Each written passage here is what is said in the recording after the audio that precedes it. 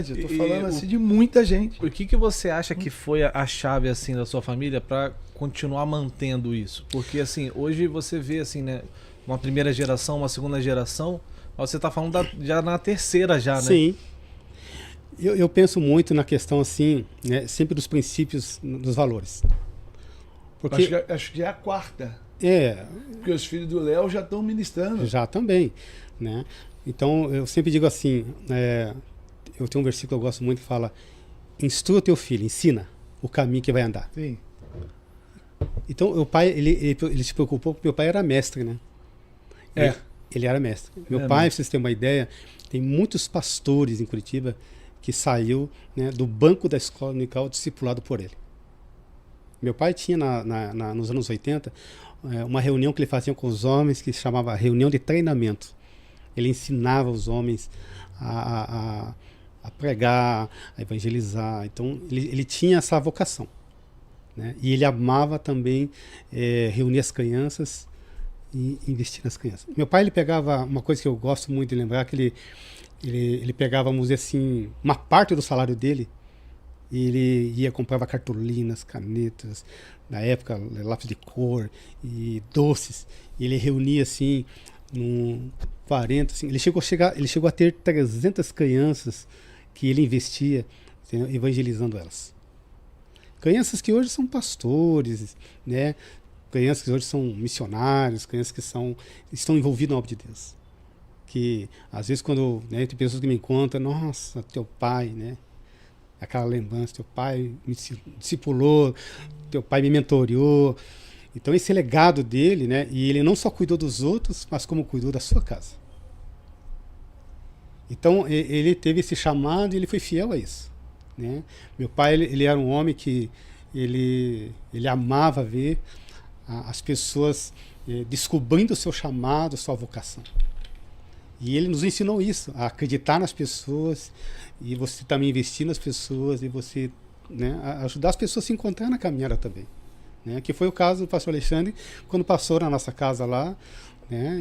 Eu acredito que, né, não tem nenhuma dúvida que foi assim um propósito de Deus. Às vezes eu falo assim, acho que se o Alexandre fosse para outro lugar, talvez não seria o que é hoje.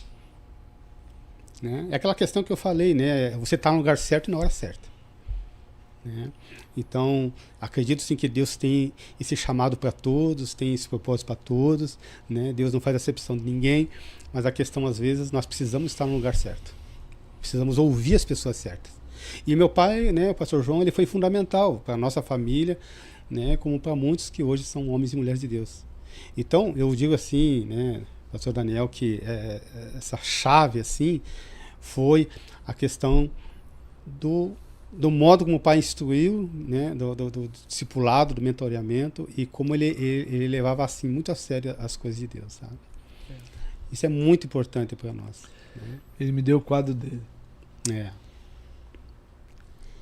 Então, né, eu sei que isso é uma coisa assim, olha, hoje é um milagre, porque, gente, como o pastor Alexandre falou, você já tem a tua família, meu Deus, já é eternamente grato a Deus. Mas quando você vê ainda, além de toda a tua família seguindo a Deus, agora eles sendo, né, vamos dizer, pastores, levitas, tá entendendo? Gente, e eu digo isso numa época que era pouca informação. Sim. Né? Não era qualquer um que tinha informação, não tinha informação nem internet existia naquela época. Mas, né, então, quando ele estudar a Bíblia, ele entendeu, né, que é possível sim a nossa casa servir ao Senhor. Sim. Acreditar nisso, né? Porque eu vejo que hoje, o que acontece com as pessoas, que as pessoas não acreditam no que Deus pode fazer. Uhum. Para mim a chave é isso, sabe, Dani? É você acreditar. Mas parece impossível, tudo parece impossível, mas para Deus nada é impossível. Então meu pai, ele investiu nisso. Ele deu valor. E eu acho assim, os valores, entendeu?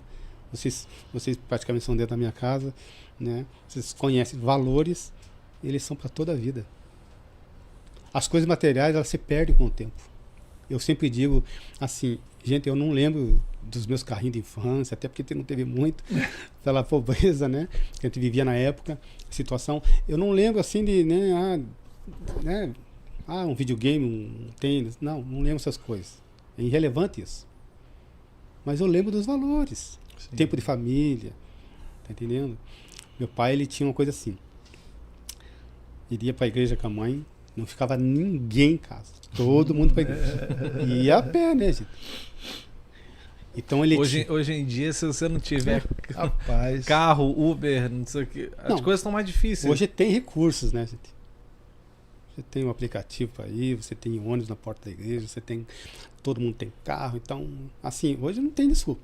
Quer dizer, você vai ou não vai é uma questão de decisão. Mas eu lembro que meu pai, ele começou, na época, assim, um projeto na igreja, Madrugada com Deus, 5 horas da manhã. Então, se a gente 5 horas da manhã, então nós tínhamos que estar na igreja. O projeto começava às 5 horas, mas vocês tinham que estar lá mais cedo, né? Mais cedo. Saía de casa umas 4h15, 4h20 da manhã. E não ficava ninguém. E é uma escadinha, né? 9 Lembrando filhos, né? que a gente tá falando de Curitiba. Curitiba, né? Que é Friozão, frio. Naquela época, né? É frio. Naquela época ainda era mais frio ainda. Bem frio. E o mais interessante é que ele, né? Ele cantava uma canção, nós andando assim, ele cantava uma canção que dizia assim, né? De madrugada, né? Estou saindo, né, da minha casa, né? Para a casa de oração. E pelo caminho eu vou meditando e pelo caminho eu vou dando glória a Deus. Então imagine, né, aquela criançada cantando e a gente ia caminhando para a igreja. E a Meu pé. Deus. Né? 40 Meu minutos Deus. a pé da igreja. Meu Deus. Meu Deus. Então, né, meu pai nunca deixou nós fora do projeto de Deus. Nunca. Entendeu? Então, assim, e é hoje que eu carrego e esses valores, a minha família tem que estar junto comigo sempre em tudo. Isso é fundamental. Eu acho que isso é um valor, uma chave importante. Junto. A gente tem visto na sociedade muito dicotômica, né? Separando, né? A gente ouve sempre tudo isso. É muito comum ouvir, em primeiro lugar, Deus, depois minha família, depois não sei o quê, depois a igreja. Ele vai como é que é? Separando as coisas. Sim. Ele Não, não e vai assim, o percebendo meu ministério o meu ministério. e a minha família, né? Minha O meu família. ministério, a minha família. O cara vai separando tudo e ele no final constrói uma mentalidade nos próprios filhos de uma certa forma encontrar um lugar sem Deus na caminhada. Ele acaba não despertando uma vocação, uma visão missional, um compromisso de famílias missionais. E eu vejo que isso acontece muito. Muito mesmo. Então ele passa um bom bocado da vida dele construindo na mente do filho uma mente separatista, só que de repente ele começa a ver o mundo invadindo a casa dele, as escolas estão aí, e ele não tem um filho vocacionado dentro dessa escola. Sim. Aí o mundo encontra espaço para encontrar o seu lugar, porque aí a igreja tem um lugar dele domingo e tal. Eu vejo que é bonito. Eu ouvi isso de você e assim, todos os irmãos, eu conheci bem a família. É muito difícil numerar quantos pastores, quantos missionários e músicos e tal, porque todos têm uma visão de família missional. É por isso que eu sempre falei isso, e no livro Abraçando a Geração a gente fala muito sobre isso. Sobre envolver a família no projeto.